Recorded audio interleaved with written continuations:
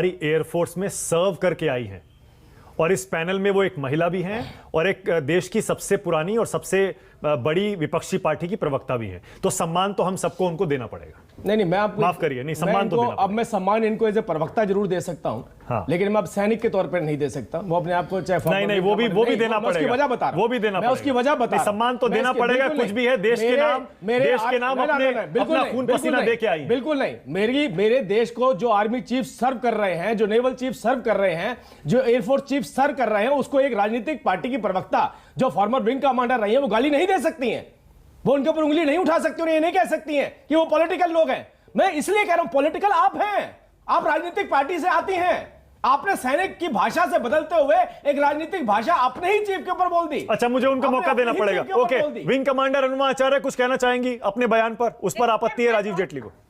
बहुत स्पष्ट कहूंगी कि ये लोग, इनकी आदत है कि किसी भी बात को तोड़ते मरोड़ते हैं। मैंने कहा सरकार उनको बुला के उनका राजनीतिकरण कर रही है। मतलब वो राजनीतिकरण, मतलब वो राजनीति के शिकार हो जाते हैं। मतलब आपका ये कहने का मतलब है कि कोई व्यक्ति जो इतनी बड़ी पोजीशन होल्ड करता है वो किसी के कहने में अच्छा बोल तो लें, सुन तो लें क्या कह रहे हैं, सुन तो लें, पूरी बात तो सुन लें। कारगिल के नाम पे आप वोट मांगते हैं, पुलवामा के नाम पे वोट मांगते हैं, राजनीतिकरण आप करते आए हैं, तो झूठ मत बोलिए आप। अरे तो अब बांग्लादेश के नाम पर इंदिरा गांधी सारी जिंदगी वोट मांगती आई हैं, बांग्लादेश के नाम पर इंदिरा गांधी सारी जिंदगी वोट मांगती आई है। अरे देश के सैनिकों ने अगर कोई सैक्रिफाइस किया और किसी सरकार ने उनको मजबूती से बैक सपोर्ट दी, क्या वो उसकी बात को डिस्कस भी नहीं करेगा? अब वो बात बोलिए।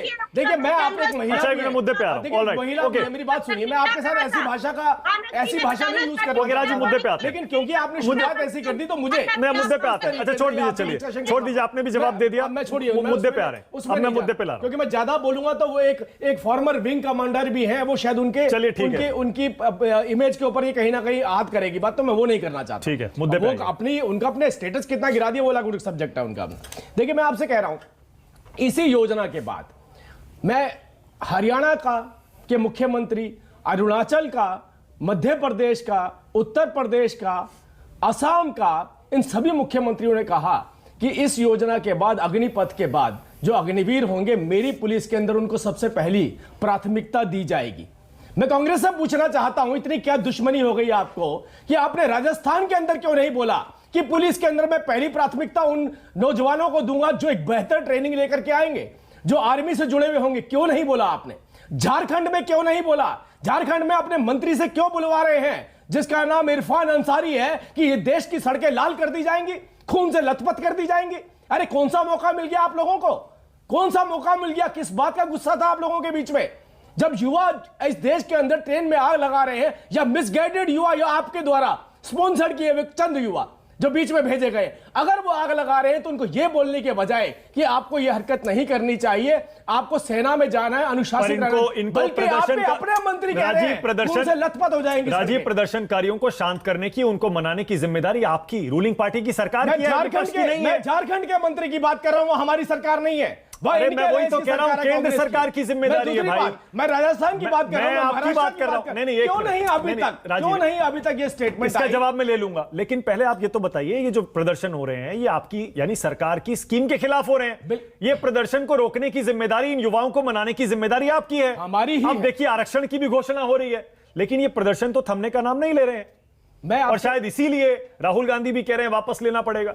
देखिए, हमारे बीच में बहुत सीनियर है कादियान साहब, सिन्हा साहब, मैं बहुत रिस्पेक्ट करता हूं दोनों का। मैं बहुत लंबे वक्त से मैं कादियान साहब से भी सीखता हूं, सिन्हा साहब से भी सीखता हूं। हमारे पास कई बार चैलेंजेस होते हैं तो हम इनकी बात सुन करके काफ़ी चीज़ों को समझते हैं।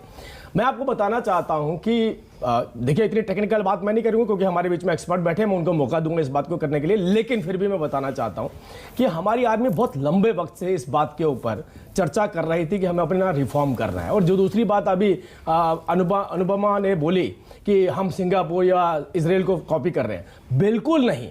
हमारा कोई मॉडल ऐसा नहीं है जो सिंगापुर से मैच करता है, जो इजराइल से मैच करता है, जो अमेरिका या चाइना से मैच करता है। देखिए, हमारा बिल्कुल डोमेस्टिक मॉडल है, हमने खुद उसके ऊपर विचार किया है। और एक आर्मी, एक यंग आर्मी जिसकी जरूरत थी विद गुड ऑफिसर्स, जैसे कि बहुत अच्छे ऑफिसर्स भी हमारे पास होने चाहिए। मैं पीछे भी सिन्हा साहब के साथ एक डिबेट में था और मैंने एक बड़े आर्टिकल को कोट किया था कि हमारे जब ऑफिसर्स की वैकेंसीज निकलती हैं, जिस पैरामीटर्स पे आर्मी को, एयरफोर्स को, नेवल को ऑफिसर्स चाहिए होते, कई बार उस पैरामीटर्स पे हमारे वो कैंडिडेट सूट नहीं कर पाते, क्योंकि अच्छे लोग कई बार मल्टीनेशनल में चले जाते हैं, अच्छे लोग कई बार विदेश चले जाते हैं, बड़ी बड़ी आईटी कंपनी में जॉब कर रहे होते हैं, तो वो कहीं ना मतलब कोई स्कीम वापस नहीं होगी ना? नहीं, मैं आपसे बता रहा हूं, सुनिए, स्कीम किस बात की वापस होगी? आप देखिए ना, नहीं होगी ना। अब तो हमने रिजर्वेशन की भी बात करी है। और दूसरी बात देखिए, एक व्यक्ति, मैं 17 साल का जब था, मैं पढ़ाई करने के लिए गया था और अपने माता पिता को रोज चिट्ठी लिखता था कि पैसे भेज दीजिए मुझे, और मेरे पास पैसों की कमी हो गई है। 17 साल के बाद भी जब मैं लगभग 20-21 साल का होकर के पढ़ाई करके आया, उस वक्त पर भी मैं हाथ में बैग लेकर के नौकरी ढूंढने जाता था। ये एक ऐसी योजना जिसमें हमारे बच्चों को 17.5 साल से लेकर 23 साल तक अगर उनको एक सम्मानजनक जिंदगी जीने की अच्छी ट्रेनिंग की और उसके बाद एक मोटे फाइनेंशियल पैकेज के साथ 21 साल या 23 साल मैं कह देता हूं, जिस टाइम पे लोग कॉलेज से निकल के नौकरी ढूंढने जाते हैं, उस वक्त एक बड़ी मजबूत फाइनेंशियल पोजीशन के साथ और किसी भी प्रदेश के अंदर तो ये प्रदर्शन क्यों हो रहे हैं फिर? मैं आपको बता रहा हूं, ये देश भर में प्रदर्शन क्यों हो रहे हैं? मैं आपको यही बता रहा हूं। देखिए, देश भर में प्रदर्शन हो रहे हैं। आपने देखा लगभग योजना तो जब तक मैंने खुद कितने आर्मी के ऑफिसर्स के साथ इंटरेक्ट किया, मैंने उनसे पूछा कि बॉस मेरे पास अभी काफी डॉक्यूमेंट नहीं है, मैं प्रवक्ता जरूर हूं पार्टी का, तो आप मुझे क्या इसको समझा पाएंगे? उन्होंने कहा अभी हम रिव्यू कर रहे हैं। जिस टाइम पे इतने बड़े बड़े आर्मी ऑफिसर्स उसको रिव्यू कर रहे थे, उस वक्त पे पॉलिटिकल मोटिवेटेड लोग सड़कों पे उतर के ट्रेनें चला रहे थे। अरे अभी जब योजना उन्हें समझ नहीं आई थी, इनको कैसे समझ आ गई? मैं भी आपसे थोड़े संयम की उम्मीद करता हूं।